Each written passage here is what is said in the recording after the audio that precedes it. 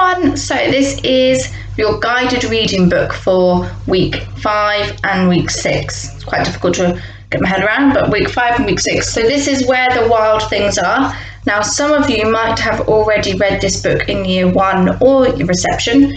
This is the first time we're doing it in year 2. So if you do know what happens, just keep going, just keep reading it, and it'll be good to listen to it again. So where the wild things are, from Maurice Sendak. Okay, now this book does not have a blurb. I thought it might do, but I can't see it at all in the story. So that's what gave me the idea for you to do one of the activities in week 6 is to write a blurb for the story. Okay, so let's get started. Here we have Max. The night Max wore his wolf suit and made mischief of one kind and another, his mother called him Wild Thing, and Max said, "I'll eat you up." So he was sent to bed without eating anything. That very night in Max's room, a forest grew.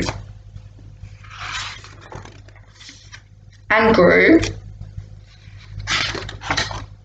and grew until his ceiling hung with vines and the walls became the world around him.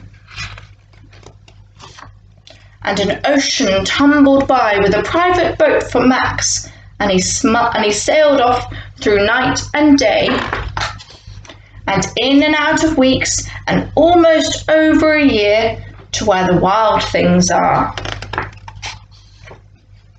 And when he came to the place where the wild things are, they roared their terrible roars and gnashed their terrible teeth and rolled their terrible eyes and showed their terrible claws. Till Max said, "Be still," and tamed them with the magic trick of staring into their all-yellow eyes without blinking once, and they were frightened and called him the most wild thing of all, and made him king of all wild things. "And now," cried Max, "let the wild rumpus start."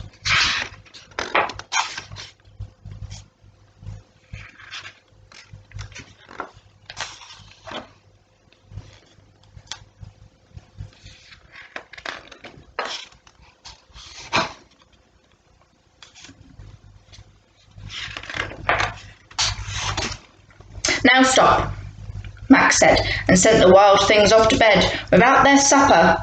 And Max, the king of all wild things, was lonely and wanted to be where someone loved him best of all. Then all around from far away across the world he smelled good things to eat. So he gave up being king of where the wild things are. But the wild things cried, "Oh, please don't go. We'll eat you up. We love you so." And Max said, "No." The wild things roared their terrible roars and gnashed their terrible teeth and rolled their terrible eyes and showed their terrible claws. But Max stepped into his private boat and waved goodbye and sailed back over a year and in and out of weeks and through a day and into the night of his very own room, where he found his supper waiting for him.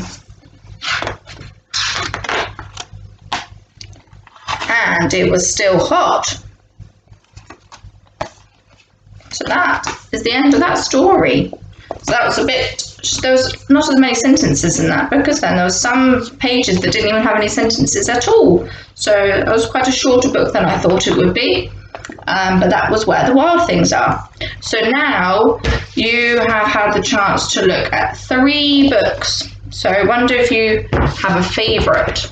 There's Stuck, Where the Wild Things Are, and The Last Tree. Hope you've enjoyed the story reading, and I hope you have a good day.